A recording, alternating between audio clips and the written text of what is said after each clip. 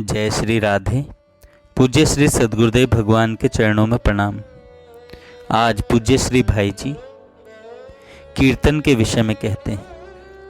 कीर्तन जोर जोर से होता है और इसमें संख्या का कोई हिसाब नहीं रखा जाता।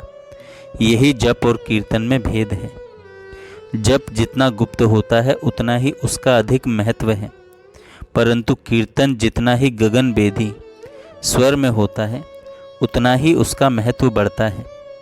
कीर्तन के साथ संगीत का संबंध है। कीर्तन में पहले स्वरों की एक तानता करनी पड़ती है। कीर्तन के कई प्रकार हैं। पहला, अकेले ही भगवान के किसी नाम को आर्त भाव से पुकार उठना, जैसे द्रौपदी और गजराज आदि ने पुकारा था। दूसरा, अकेले ही भगवान के गुण नाम, कर्म नाम, जन्म नाम और संबंध नामों का विस्तार पूर्वक या संक्षेप में जोर जोर से उच्चारण करना। तीसरा, भगवान के किसी चरित्र या भक्त चरित्र की किसी कथा भाग का गान करना और बीच बीच में नाम कीर्तन करना। चौथा, कुछ लोगों का एक साथ मिलकर प्रेम से भगवान नाम गान करना। पांचवा, अधिक लोगों का एक साथ मिलकर एक स्वर से नाम कीर्तन करना। इसके सिवा और भी अनेक भेद हैं। जब मनुष्य किसी दुख से घबराकर जगत के सहायकों से निराश होकर भगवान से आश्रय याचना करता हुआ जोर से उनका नाम लेकर पुकारता है, तब भगवान उसी समय भक्त की इच्छा के अनुकूल स्वरूप धारण कर उसे दर्शन देते हैं और उसका दुख दूर करते हैं। श्री भगवान के रामावतार और कृष्ण अवतार में असुरों के द्वारा पीड़ित सुर मुनियों ने मिलकर पहले आर्त स्वर से कीर्तन ही किया था। जिस समय एक वस्त्रा देवी द्रौपदी कौरवों के दरबार में केश पकड़कर लाई जाती हैं, दुर्योधन उसके वस्त्र हरण के लिए बलशाली दुशासन को आज्ञा देता है और उस समय द्रौपदी को यह कल्पना ही नहीं होती कि इस बड़े बूढ़े धर्मज्ञ विद्वान और वीरों की सभा में ऐसा अन्याय होगा। परंतु जब दुशासन सचमुच वस्त्र खींचने लगता है, तब द्रौपदी घबराकर राजा धृतराष्ट्र, भीष्म पितामह, गुरु द्रोणाचार्य आदि तथा अपने वीर 5 पतियों की सहायता चाहती है। परंतु भिन्न भिन्न कारणों से जब कोई भी उस समय द्रौपदी को छुड़ाने के लिए तैयार नहीं होता, तब वह सबसे निराश हो जाती है।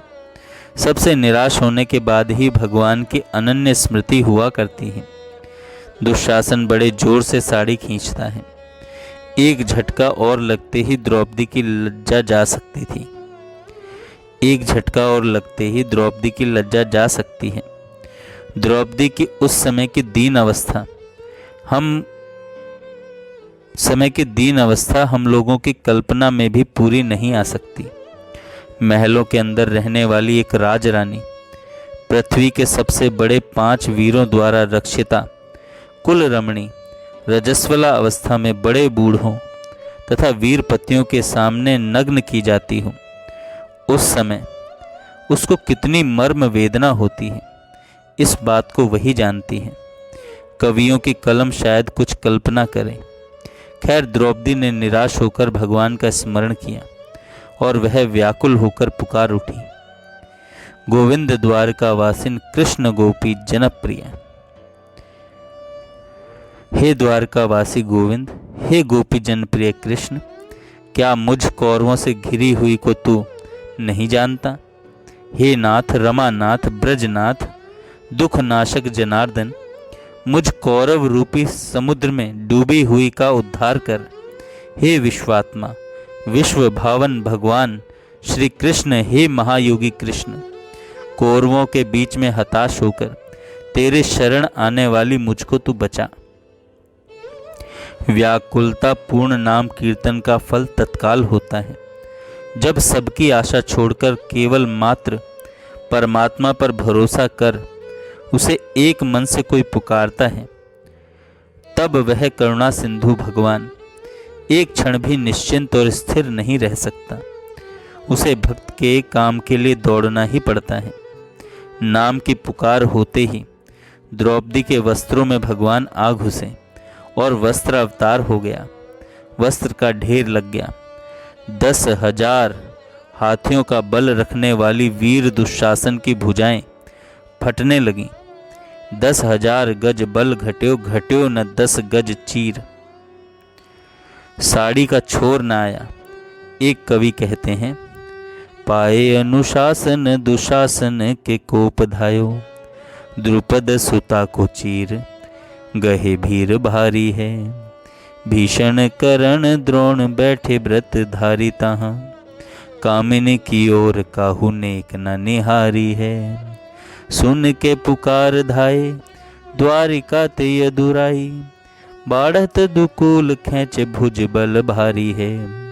सारी विच नारी है कि नारी विच सारी है, कि सारी ही किनारी है कि नारी ही की सारी है।